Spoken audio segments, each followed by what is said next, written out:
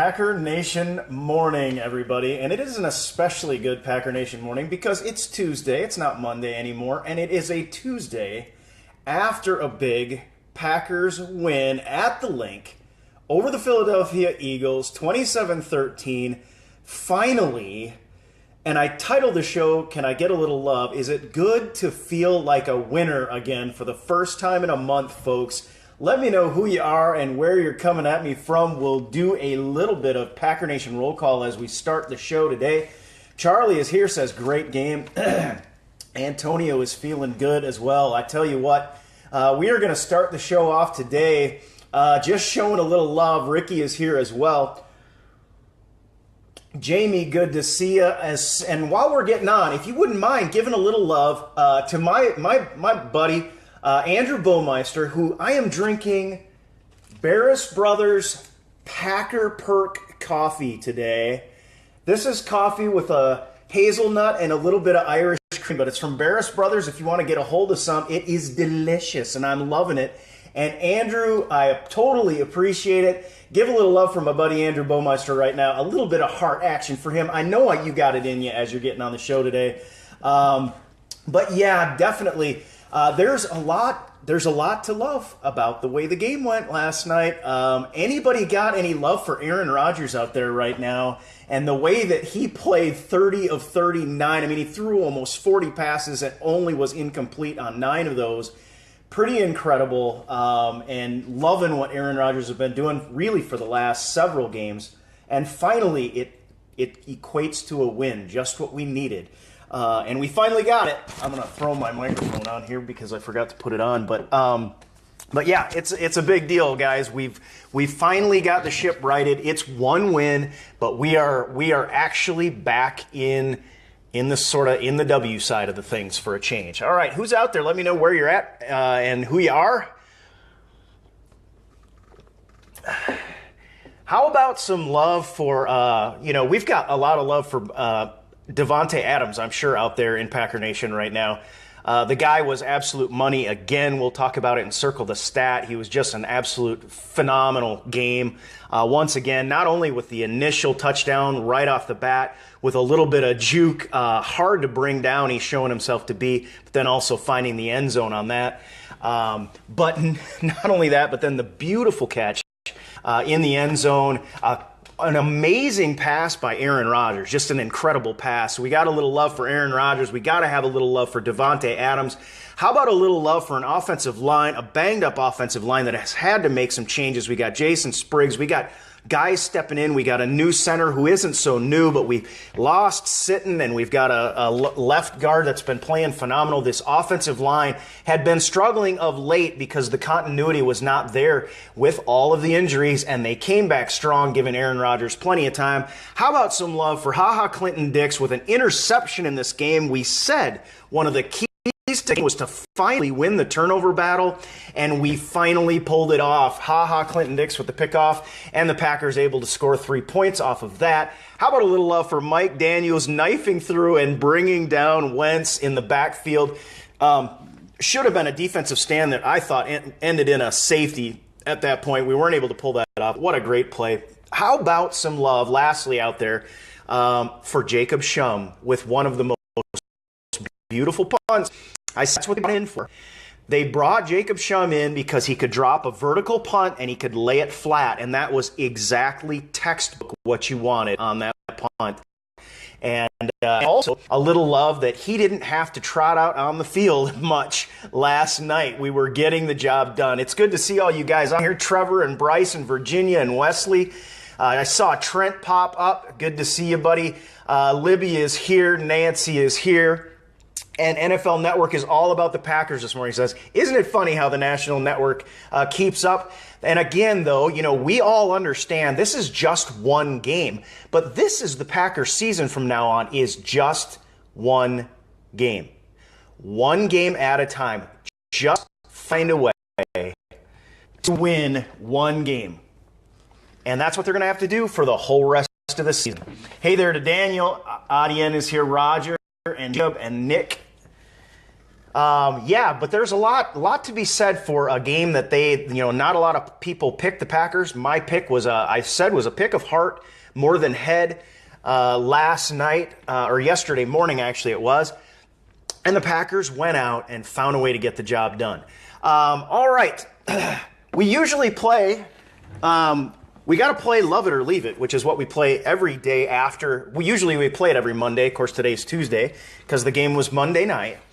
But for about a month, Love It or Leave It has been just leaving it. There's just been nothing. There's been usually Love It or Leave It. I try to put Packer Nation on the horns of a dilemma and make you choose whether you love it or you leave it. Two things that you could go either way with. Could be conversation starters, etc., etc., etc. For about a month, there's just been nothing on the Love It side to hardly talk about. Monica says she's so happy out there. Stacy said a good game to watch. It sure was, and especially because it came out in a much-needed victory for the Packers. But let's play Love It or Leave It, folks. If you don't know what the game is, this is our post-game day game that we play. Love It is the heart button, Leave It is the angry face, and I try to give you guys a little something to think about in Love It or Leave It. If you say leave it, it doesn't mean you're not a fan of the Packers. It just means you're not a fan of that particular thing. All right, let's play it, guys. Now, I'm going to just throw some things out, and you tell me if you love it or leave it. All right, how about the Packers defense? We're talking overall in this game. Love it or leave it, the Packers defense. Had 4 sacks this time around, had an interception finally, but I also saw some of the worst tackling still that I've seen in a long time. Some of the defense was ugly, but you can't argue to some extent with the Packers holding the Eagles to 13 points in this game. Love it or leave it, the Packers defense. And I see a few people that still are not convinced they want to see more out of this Packers defense than they did last night. To me, when I look at the scoreboard and they hold the Eagles to 13, I'm going to have to say that they did enough, even though truly there was some ugly stuff still out there. We've got work to do, no doubt about it. So love it or leave it, the Packers defense. Love it or leave it, folks. Jared Cook in this game. Jared Cook, only 1 catch for 7 yards, and he also put the ball on the turf. He's in 2 games now. He's put the ball on the turf. Last week, it was extremely costly. This week, it ended up just being an incomplete pass. Would have only been 2 yards anyway. Wasn't a big deal, but love it or leave it, Jared Cook. Jared Cook was not the beneficiary of a lot of reps. The Packers running their 20 personnel, two tailbacks, no tight ends, so Jared Cook not getting quite as many looks as maybe some of us expected in this game. Love it or leave it, Jared Cook. And one thing I am concerned about, I will say, is Jared Cook now 2 games in a row putting the ball on the carpet. However, the big knock on Jared Cook coming as he came to the Packers was that he couldn't catch the ball. He had the dropsies. He has caught the ball well. All right, but what we've got to clean up is just putting it on the carpet. All right, love it or leave it, Jared Cook. How about this one? This is a little bit tongue-in-cheek. Love it or leave it, Randall Cobb in this game, right? Randall Cobb, hey, he had 6 catches for 41 yards. I am saying leave it to Randall Cobb for one reason only, okay? And it's the only reason he even made this page is honestly, I thought he had a good game. Randall Cobb, I had him as my dark horse. In my Fire Fan League, the Packer Domination League, they asked the pregame questions. One of them was, will Randall Cobb have a touchdown? I picked Randall Cobb to have a touchdown in this one. I figured nobody else would pick it. I thought I was going to get points on everybody, and Randall Cobb didn't bring me a touchdown, buddy. I need that TD. I need those points. I ended up in second place, tied for second in the league. But Randall Cobb, love it or leave it. Honestly, I think he had a good game. Obviously 6 catches for 41 yards, nothing to sneeze at. All right, love it or leave it, folks. And Marvin says Cobb's still a threat. Like I say, it had more to do with, we've got this temporary beta Packer Domination League on FireFan that I've been playing. Had a ton of fun. We had at least 11 people on the leaderboard last night, and I had Randall Cobb picked for a touchdown. I would have really killed it in my pregame picks, but it didn't quite work out for me. Love it or leave it, folks. Christine Michael. 1 run, 1 rush for 4 yards last night. Now, did he show you something? Personally, I wanted Michael to get a handful of carries last night. It didn't happen. A lot of that, again, I can tell you exactly what that has to do with. It has to do with the fact that James Starks understands all the protection packages. He's getting all the passing downs. Christine Michael is still a little bit out of the loop in terms of the offense. I expect to see him more against the Texans, but one rush for 4 yards, it's not a big enough sample size to me. However, if he can carry that out and maybe expand upon it, he could be an important cog in the Packers' machinery moving forward. So Christine Michael, love it or leave it. I don't see a lot of love for Christine Michael out there right now. And I don't know, honestly, I don't know, to some extent, I was leave it because I wanted to see him get more chances. I love it or leave it, and this is going to be a good one. I want to see your opinions on this one. Love it or leave it, Clay Matthews. I thought Clay Matthews looked flat-footed to some extent. However, I'm looking for bad news with the shoulder because he looked like he sprained his AC to me, at least, if not a torn rotator cuff. But he went back in and played. You could see he was favoring that shoulder the entire game. To my mind, the thing that I didn't like, Clay Matthews, when you watched him play, he was looking for someone else to make the tackle on almost every play. He did get the sack in this game, so you can put up that love it for that sack because we needed to get to the quarterback. However, remember, that was on a muffed snap. So love it or leave it, Clay Matthews right now, because a lot of the buzz out there is kind of seeing Clay Matthews' availability as a problem. I do see, and I'm concerned about Clay Matthews' availability, not with the hamstring necessarily. I expected him to feel healthier, but then with this shoulder injury, he was favoring that the whole game. That AC joint, it's a beast. If you've ever injured that one, it is not fun at all. So love it or leave it, Clay Matthews. All right, here's one for you, folks. Yeah, we've got some sad faces too, which I think might be the best comment because Clay Matthews finally came back and then had the shoulder injury. I hated to see that. I do have a concern for that, and I will be waiting for Wednesday to see if that's something that we're going to have to be concerned about down the road because his availability has been in question all season, and most every season he's out for a game or two. All right, love it or leave it. Let's move on. Tim says it's the Pepper show. I thought Julius Peppers had a great game. Barring the face mask, which, was just one of those things, I thought Julius Peppers really came on. The last two games, I thought he's had very good games for us. All right, love it or leave it, guys. The refs calls in this game, and I'm talking about two in particular. Love it or leave it because they have the no call on Jordy Nelson, the defender pinning Jordy Nelson's arm to his side, so he didn't make a one-arm catch. And then they turn around and Jordy Nelson gets the shot, makes the tip catch, and they don't call Jordy Nelson with the push-off. So play one, Jordy Nelson gets interfered with, and it's a no call. Play two, Jordy Nelson pushes off, and there's a no call. Love it or leave it, folks. Is it a good thing or a bad thing? Frankly, one thing we can say for sure is if any Philadelphia fans want to complain about the catch, they need to own up to the pass interference on the previous play. That would also have been a big play. It would also be a first down. There is a lot of traffic today. I see my feet is starting to stutter a little bit on me. All right. Chase says, let him play. I like it. I liked it too. It was hard to like it. The play before, you didn't know what was going to happen next. But I didn't have a problem when all was said and done. And, of course, a lot of that has to do with the fact that we were the beneficiaries by the time it was done. All right, love it or leave it, folks. Quick turnaround. Packers play Monday night.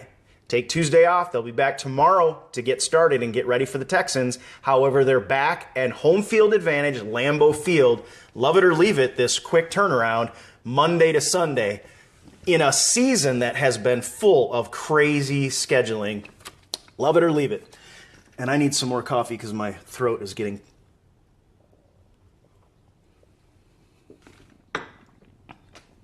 And Andrew's mentioning, too, we saw this discussed last night, the offsides, with the basically a judgment call where you don't know what the refs are going to do. And I think that's something that's going to be visited this offseason in terms of rules. All right, last but not least, love it or leave it, folks.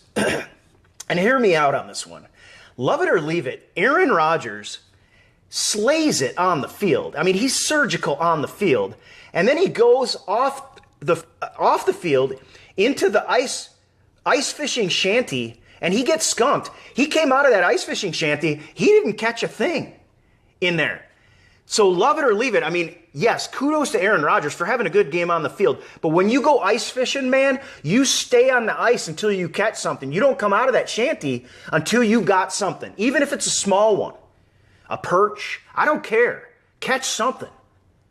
So love it or leave it. Aaron Rodgers, he got skunked in the ice fishing shanty there, even though he played really, really well on the field. All right, that's love it or leave it for today. I enjoy that segment. I have a lot of fun with that. All right. Guys, a little interlude. We talked about it before. We talked about it earlier. But how about Davante Adams right now? I mean, how about Davante Adams? The guy is playing. Now, in the last month or so, he has been playing at an elite level. There's no other way to say it. Now, we understand part of the reason Davante Adams is having success is because he ends up from time to time singled up because of Jordy Nelson, et cetera, et cetera. Randall Cobb's still out on the field. But he is winning those one-on-one battles, even the one-on-ones. For a while now, we have watched Packers receivers unable to get separation. And we know in the NFL, separation means small windows. It's not, you're not talking about a yard, making a yard on somebody, but you need to get some separation. Give Aaron Rodgers a chance. Have you seen, and do you not love the way Aaron Rodgers' relationship with Davante Adams has grown through this last month? And how Davante Adams has responded to all the criticism. And this is one I was going to put on Love It or Leave It, because if you are one of the folks that got off the Davante Adams bandwagon real fast, you need to second guess it right now. I have been a fan of Davante Adams. You can't help but be critical when he has played bad in the past. And Davante Adams, in my mind, still has something to prove. He's got to do a full season of this. But I am loving the way this guy plays right now. And the thing I like about Davante Adams is he is no kind of hothead out on the field. He doesn't cry when things don't go his way. He gets off the field. They interview him after the game. And what he says, listen, I'm a Capricorn. I'm a perfectionist. No one hates it when I play poorly more than myself. And I get back on the field and I try to be perfect every time. And this is what I love about Davante Adams, and I think, and look at how important he has been and how important he could be. Now, think as a defensive coordinator that you've got Jordy Nelson, you've got Davante Adams. Now, if we can continue to get Jared Cook on the field more, this is going to start to become that pick your poison type of offense that we expected. Now, if we had Eddie Lacy right now, we would be rolling. It would look so different. Because we're automatically pick your poison. If you got Davante Adams, Jordy Nelson, you still got Randall Cobb in the mix. You got Jared Cook coming back healthy. If we still had a running game to speak of, it would be a very different matter right now. And hopefully, I am hopeful that Christine Michael can come in and give us a spark in the running game. And that would add a lot of dimension to an offense that is now clicking pretty well, but again has failed to hit that 30-point mark, right? So with that said, offense played a phenomenal game. We need to talk about our predictions. If you had your prediction right, now is the time in the show for you to pat yourself on the back. If you were within 3 to 6 points, give yourself a pat on the back right now in the comments section. You deserve it. You were awesome. The most important thing to pick, of course, is the Packer win. I got that right. However, I thought this was going to be a shootout. It didn't end up being the shootout I thought it was. The other thing I didn't anticipate is the defense holding the Eagles to such a low score. Now, I'm happy to see that. I'm kind of surprised that we were able to do that. We were able to make those plays when we needed to make them. Get a few stops. That's all we needed. We limited the giant play at the beginning of the very first series. We limited the play at the end of the half.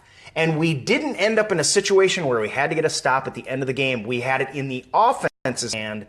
At the end of the game, the offense came through. We were able to seal this game out. That is great to see. Lindsay says she was pleased with this game. I was as well. Now, in terms of the score, here's one of the things I did say, and this came absolutely true. I said if I was offensive coordinator, if I was, scheming for this game, I would want to do the short pass because I would want to throw the ball, but I didn't want to score from 65 yards out and have drives that only lasted a minute and a half. And that is exactly what the Packers were able to do, was extend drives. They had some huge drives in this game. Winning the time of possession was critical because our defense, you could tell the entire game, our defense was vulnerable. Yes, we had 4 sacks. One of them was Nick Perry's, which was pretty much in garbage time. This defense was vulnerable the whole time. A key to the win in this game was the fact that we were able to manage the clock, and that bodes well for us in the future if we can continue to do so. The Packers' third down conversions were 71%. It doesn't get a whole lot better than that. Frankly, Aaron Rodgers with 30 out of 39 receptions in this game is just off the charts and great to see. DM Kreutzer is mentioning the fourth quarter was just awesome. This was exactly what all of Packer Nation needed to see out of this team for a very long time, was a fourth quarter like this. And freaking, it was just awesome to see. Because were you not, you watched the first series, we go down and score, but then the first series, the Eagles just walk all over our defense, and you're kind of so hesitant. And all the way through, there was this sense that we still may have been a little bit vulnerable. But in the end, this Packer team, from start to finish, front to back, we talked about 4 quarters of play in 3 phases, and we were able to accomplish that goal. The thing we needed to do, we didn't have to be absolutely dominant in all 3 phases for all 4 quarters. But what we needed to do was play decent football for all 4 quarters in all 3 phases. And there were times when our offense obviously was dominant. There was very few times when our defense was dominant in this game, but yet they did enough. And it's a little bit of a confidence boost. It's a little bit of a confidence boost to Packer Nation, I think. I think I can get some thumbs up out there if you're happy that this team got a little bit of a shot in the arm in a game that could have been very difficult for them. A game that could have put them really up against the wire and pretty much ended their any chance of even thinking about sniffing a playoff berth, a wild card spot. And they got a little shot in the arm because they did enough and they were able to carry the game. The other thing I said about this game was, and I said it to everybody I talked to, I said this is Aaron Rodgers' game to win.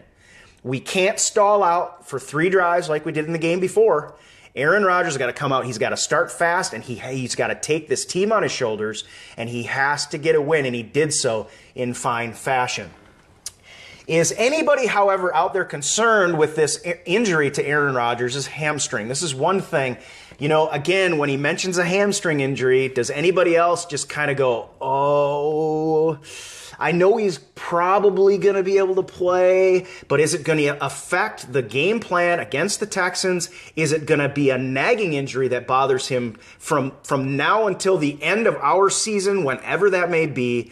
I'm a little bit concerned, and obviously that's what he was doing in the ice.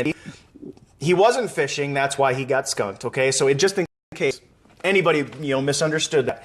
I was concerned, however, to be honest, one of the things Aaron Rodgers is not known for, Brett Favre was the Iron Man. But you have got to give some credit to Aaron Rodgers. The California boy, he's not the fiery guy. He doesn't go out and play with a broken thumb. However, there have been a couple times when Packer Nation has needed Aaron Rodgers to play and play well and play hurt. And I got to give a huge kudos to Aaron Rodgers. Those hamstring injuries are nothing to sneeze at. It's obviously he could play with it. It's not like a broken thumb on your throwing hand, but I got to give some props to Aaron Rodgers for going out there and playing well. And we saw the same thing mentioned, and it was a worse injury in the comment line. He did the same thing with the calf injury, and you saw him go out there. You knew he was playing. You knew he was playing hurt, but you also saw him play well. One of my favorite maxims in football, I think, comes from Larry McCarron, The Rock, and he always says, it's not how you play. It's how you play when you're hurt that matters in football. And it is a very telling and truthful statement. And I love that statement. And Aaron Rodgers, I think, has proven that.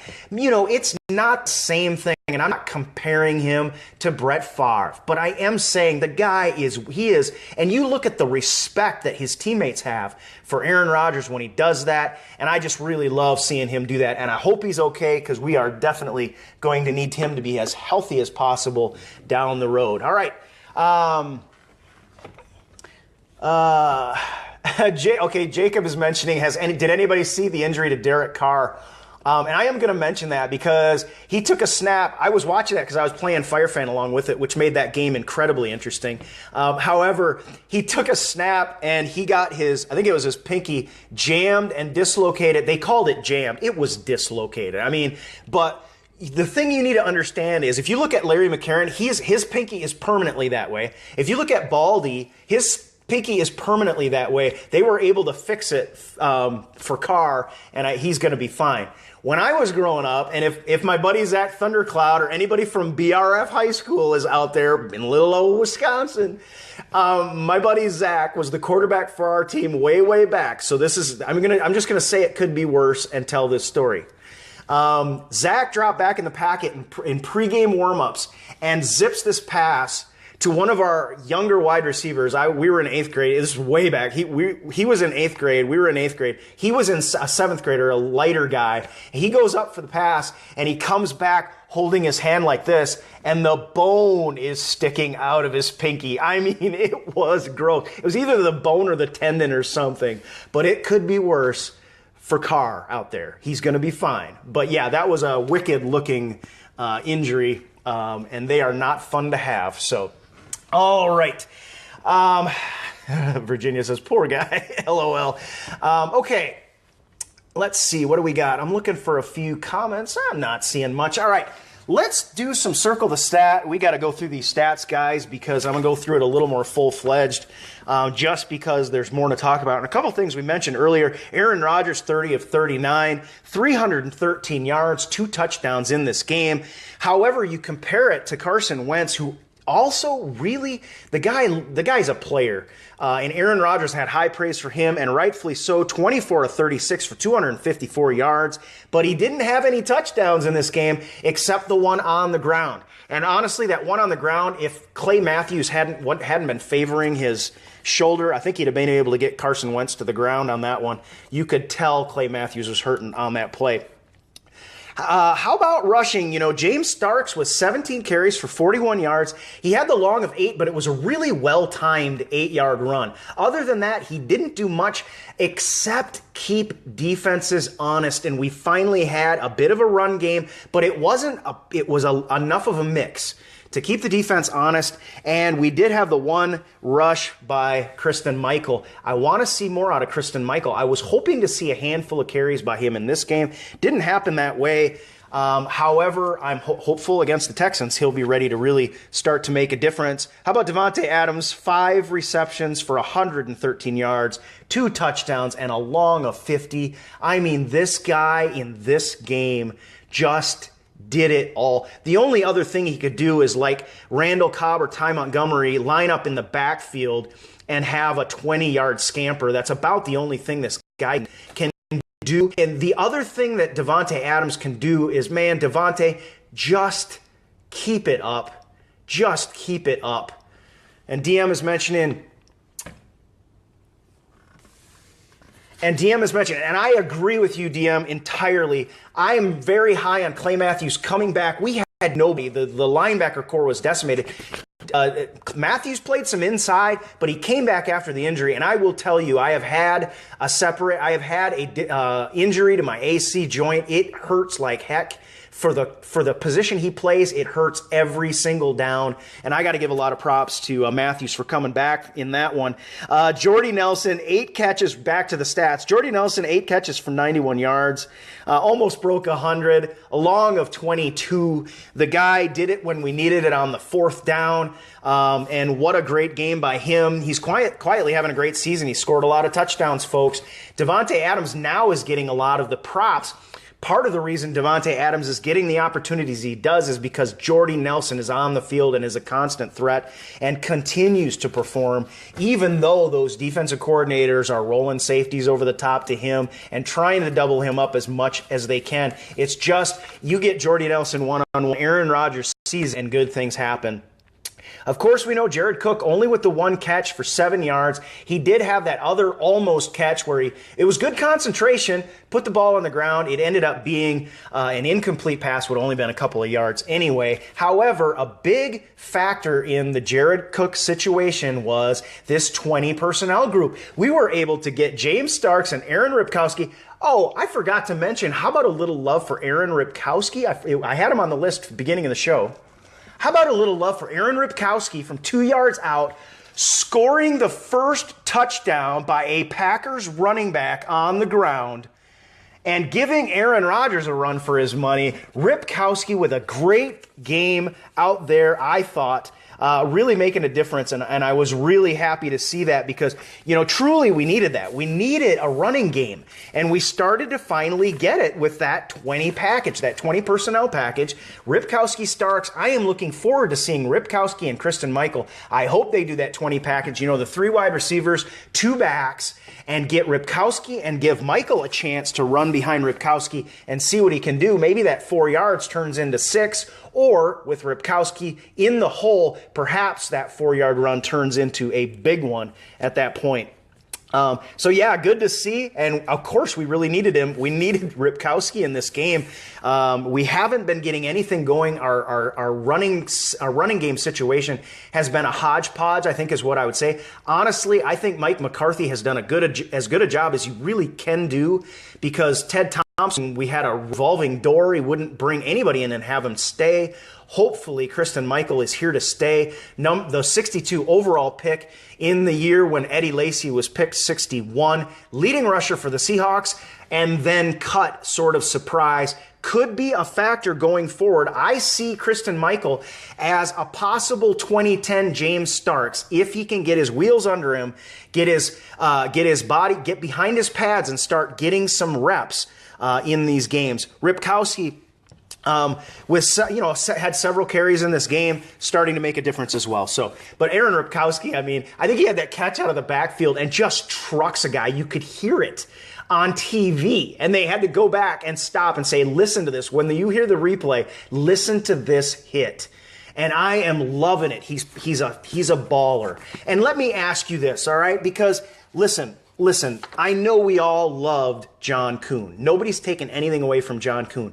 But do I have any love out there in Packer Nation for an Aaron Ripkowski who yesterday showed me that he's ready to carry the torch that John Kuhn brought? To my mind, yesterday evening was Aaron Ripkowski's coming of age as a Packer. And to do that, you have to carry the John Kuhn torch. And I feel like he did it. I love the guy. He is a hard-hitting boy. He's different than Kuhn, but he is showing. When we need a yard, he's the guy to go to. When we need a short yardage touchdown, goal line offense, and we need a couple yards, he's the guy to go to. When we need somebody to go in the hole and drill somebody, Aaron Ripkowski's the guy to go to. We have our man, Packer Nation. Mic drop. Boom.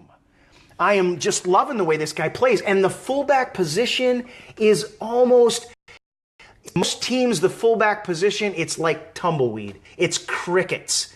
And the Packers have continued to make the fullback position, it's not a featured position by any means. But that 20 package made a difference in this game. Having that in our back pocket could make a difference down the road. And I love what Aaron Ripkowski is bringing to the team right now. All right. Circle the stat defense, guys. All right. What was the talk? One of the major problems about this defense was that we couldn't get pressure on the quarterback. How about 4 sacks in this game? This is back. I know everybody out there is like me. We want to see some consistency in this. We want to see Matthews get healthy. But I think Julius Peppers has played 2 phenomenal games. Yes, he had the face mask. That was one of those incidental things. And I think the reason he didn't make the tackle is because he felt the face mask and let go. Of course, then Wentz runs for like 20 yards on top of it. So it ends up being a big play. But Julius Peppers is starting to, down the line when we need him, he is a veteran guy and he is a force out there. Mike Daniels bounced back from a couple games after the Colts game where he was a dominant player. He's had a couple sort of iffy games. And now, with the sack, Daniels, he's not playing a position that's typically going to get sacks in a 3-4 defense, and the guy is a beast. He is back. It's good to see. And, of course, we have to once again mention Clinton Dix with that errant pass. He makes the play. Guys, we've seen this defensive backfield with balls in their hand before and not make the play. Clinton Dix makes the play with the 1 interception, and you knew that all we needed to do was protect the ball, for crying out loud, on offense. Quit putting it on the carpet. And even Jared Cook's was an incomplete pass, yes, and I don't even know that it really touched the grass, to be honest. But we protected the ball on offense, and on defense, we got that. We got those sacks, and we got the 1 interception that, Wentz did not make a lot of mistakes, but he made 1, and we capitalized on it and then rolled back for 3 points with the field goal. Mason Crosby doing his job, my man. I'd like to meet that guy. He's really cool. He just seems like a cool guy. Love me some Mason Crosby out there. All right. Like I mentioned before, third down efficiency, Packers, of course, 10 of 14 for 71%, and we had the 1 4th down when we needed it, 100% efficiency on 4th down, and it was a very important one. I am loving that, okay? Adam says Clinton Dix is a ball hawk, and he is. He got 2 against the Colts, too. We didn't do enough to follow it up. Support the guy. Last night, we got that done, all right? It was so nice to see. There's more stats. We may talk about some of them tomorrow. Even special teams. The Eagles were a team that had already this season, I believe, had 2 kickoffs returned for touchdowns. Special teams mostly had to do, and we had to kick some, mostly had to do with Mason Crosby getting the job done, kicking that sucker out of the end zone. And that's what we like to see. But we didn't allow that giant play that put our defenses back against the wall. And that's a good thing. You got to give some credit out there to our special teams as well. So, yes, folks, the Packers have won a game. And this, I mentioned it at the beginning, this Packers perk from Barras Brothers tastes all the better. I know it's going to be mirrored on your screen, but it's green and gold. It's freaking awesome. It tastes even better on a morning after a Packers win. So, Andrew, once again, thank you. Jump online and grab some Packer perk, or if you're in the area, go over to the roaster and get some. I'm a little bit far removed. Jared is mentioning, and we did mention at the beginning of the show, Jared is mentioning Jacob Shum in this game. And this is the one thing I've said all along. You could see from day one, you could see the reason the Packers brought Shum in is because he can bring a highly vertical, descending ball, and he can lay it flat. He can put a knuckleball on it and lay it flat.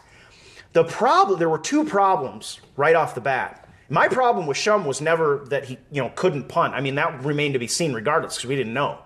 My problem had to do with him mishandling a snap on a field goal where we needed it to win a game. We haven't seen that. We've seen the mishandling of the field goal, but we haven't seen it where it mattered in a game. But Shum, this punt was absolute textbook. And the other problem that I was going to mention is the offense never got him in range to take advantage of his ability. It's not his length, it's not his strong leg that we're in there for. It's his ability to drop a punt on the 5-yard line and let it lay. And when I saw, and Elliott almost caused that to be a touchback with his foot on the line, but apparently he didn't touch the ball. So I don't know if that was presence of mind or just the way it happened, but I was going to be ticked because that was one of the most fantastic punts I have ever seen. Did you see that thing just deadpan on the 1-yard line? Holy smokes. Stacy, you have a great day. We'll talk to you again tomorrow, I hope. And Virginia says we were on fire, but That punt was absolute textbook, and you got to give credit where credit is due, and that made a big difference. We weren't able to capitalize what I thought. I thought Mike Daniels was going to get a safety. I mean, that's what I thought. And the reason I'll tell you the exact reason that if you had asked me, I would have guaranteed, I'd have put money down that we get a safety on that series after the Shum punt. Number one, because I've never seen anybody lay it that close. It was unfreaking believable. But number two, in the Colts game, if you'll remember, it was Mike Daniels that handled not one, not two, but three players and drove the third one, just walked all over the third one, going to the quarterback and almost had a safety in that game. I would have pretty much guaranteed that Mike Daniels smelled blood in the water, and if Wentz had made the slightest error in that series, we would have had a safety on that one. But boy, I tell you, and John is mentioning, John is saying, best punt I've seen. I thought he touched it. That Elliott touched it. His foot touched. Apparently he didn't touch it. I'm good with that. I think regardless of what the call was, whether it was right or wrong, I think it was right because they have a chance to look at that really close. I think Shum deserved that punt regardless. It would have been a travesty. And I don't talk about punts often, so you understand what I'm saying here, that this was a special punt. Placement of punt is very important and it's very difficult. This was one of the best punts I've ever seen. Yolanda's saying he may have gotten lucky. Well, some of that factors into it, I'm sure. But again, if you watch the trajectory of Shum's punts all the time, this is part of the reason his punts were shorter off the bat. It's hard for him to get a lot of distance because he wants to bring the descending punt that's very vertical, and then he wants to have a knuckleball on it. But yes, luck played into it to some extent. But this is one of those that I'm telling you right now, we would not have gotten that punt out of either Tim Mastay. We would not have gotten that out of any other punter in the league, I don't think, to be quite honest. If this guy can continue to punt that way, it's going to really help us out. It's going to be one of those sort of dark horse things that could make a difference for the Packers down the road. And Gary's making a great comment. Right punt at the right time. All right. So, folks, I guess it's time to let you go. I feel like time has kind of flown, but I imagine that I've been holding you up for a long time. I know some of you have had to exit. If you need to go, that is just fine. We got on. There is the beta of FireFan is out. My test league is called Packer Domination.